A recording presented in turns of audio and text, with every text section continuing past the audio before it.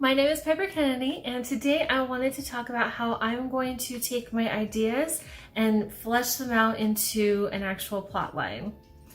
I find kind of the hardest part of writing is kind of building an entire story, because I have all of these huge scenes and ideas, and it's beautiful and perfect, but tying them together and making a cohesive story is one of the harder parts of writing. And it's a lot of brainstorming and a lot of pre-thought, but these are kind of the four things that I use to make it easier to kind of get more ideas for the in-between scenes and hopefully make a story out of it. The first tip that I have is to just let yourself be as outrageous as you can. Take that inner fangirl inside and let her write her fan fiction, because when you're restraining yourself, when you're holding back, there's a whole world of possibilities that you're not considering. Or I find a lot that when I don't get those bad ideas out, the good ideas just never come. So write down everything. Write down the random alligator attack by the lake and the crazy ex coming in from a different country. Like, it feels ridiculous, and it's not a lot that you're going to keep. But once you start letting that out and generating those kind of outlandish ideas, your brain will start to create the good ideas. And who knows, maybe the random ex coming from the different country is gold for your story. You won't know until you write it down, until you consider it, and until you kind of take it away. The next thing that I recommend highly is writing your ideas and your scenes that you're going to keep on something loose, like a sticky note or a note card, or onto a document like Google Docs, because we want to be able to move them around. When I have scenes that I'm writing, I basically know the order of them, but sometimes it's better when this event happens before the climax, or sometimes ideas that I think fit really perfectly when I'm looking at everything laid out in front of me, it doesn't. So I recommend getting something where you can lay it out and shuffle it around a little.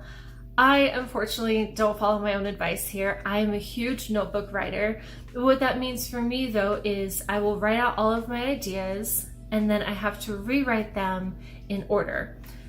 The problem with this is that sometimes once I write it out and I can see it all lined up, it's not a good order. So then I have to shuffle it around, recalculate it essentially, and then write it out again. I find this very helpful for me because in writing it down every time, my brain will kind of try to connect the dots by itself, and I can come up with different scenes and ideas as I'm writing this down. Can you guys not, please? Sorry. The cats are in here fighting and shaking the camera. As I'm writing down this list of scenes, my brain will fill in the dots by itself. So I can kind of traverse from one scene to the next and fill in the blanks as I go, instead of just kind of trying to see it. I write it out as I go. So it's helpful for me in that way. But I also find that there are times where I just need post-it notes, I need to lay it out, and even if I never touch those notes again, at least it's there and I can see it and I can touch it. Sometimes the seeing and the touching is the helpful part for shuffling everything around to get your story straight. The next thing that I recommend is playing the hell out of the what if game. If you're not familiar with it, the what if game is essentially when a scene is falling flat or when you don't know where to go in your scene, ask yourself, what if? What if they're walking by the lake and a crocodile comes out and attacks them? Or what if she changes her mind and she doesn't want to be in this relationship because of this conversation? So play around with it. It's another one of those things where you won't keep a lot of your ideas.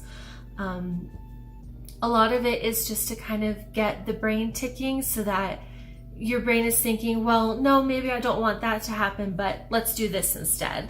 And loosening up your brain and coming up with all of these different scenarios, it'll help you find the good stuff. It helps me find the good stuff and then kind of just slough the bad stuff away, because If I don't get it out, it's just gonna block up all the good stuff from coming out. So play the what if game, make it outrageous, see what happens, and see what you get out of it, and be open to the possibilities of maybe this is a great turn for your story, maybe this is where you want it to go, and kind of taking the knowledge that maybe it's not, it doesn't have to be permanent, but at least the option is there. The last thing that I recommend is talking it out with somebody, whether that's a writing buddy or a friend you have IRL that you talk with, or the internet if you just post an idea on Instagram. Throw it out there for somebody else to hear, because when we're writing stories, it's our brains writing the stories, and the ideas that we can come up with, the list is kind of finite. But when you're talking out with somebody else, they're going to think about your story from a completely different point of view. They're a little more removed from it than you are, and they might come up with some really great ideas that you wouldn't have even considered, because that's not how you pictured your story going. But talk it out with somebody, take in their ideas, their thoughts, and let it kind of churn around in your mind. Maybe they think that the ex from the other country is a great idea, and that's where the love story should go. A lot of this part of the process is just kind of throwing spaghetti at the wall and seeing what sticks truly. But that's also kind of the fun part, is you have one kind of set idea for your story, but maybe it can go in this direction, and maybe that's a really good thing. And I find that when I talk things out with my writing friends, with just putting things on the internet, a lot of possibilities come to me from other people that I would have never considered, and a lot of them are really good. So I would say consider that. Consider talking to somebody. It's scary, I know, and it's a lot of getting out of your comfort zone, but it's really rewarding. I promise you. If you even get one person saying, I really like this, I think that's a good path for you to take, then there you go. You're on the right path. Somebody thinks that's great, and it's kind of a confidence boost. It bolsters you for kind of continuing forward and knowing that you're making the right path. Or you'll find a different path from somebody else, and maybe it's really good. So open yourself up to the possibility of talking to somebody else and seeing what ideas they have for your story. So that's all I have for you today. Let me know down below, what kind of ideas do you use for kind of taking your story from inception to an actual plot line? I would love to talk about it. If you have any questions for me, also leave those down below. I hope you liked this video, and I hope you have a great rest of your weekend. Bye!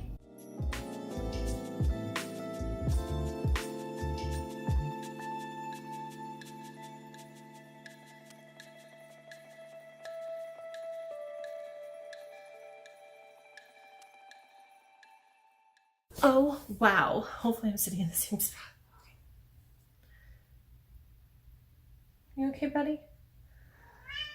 Shh, we're recording.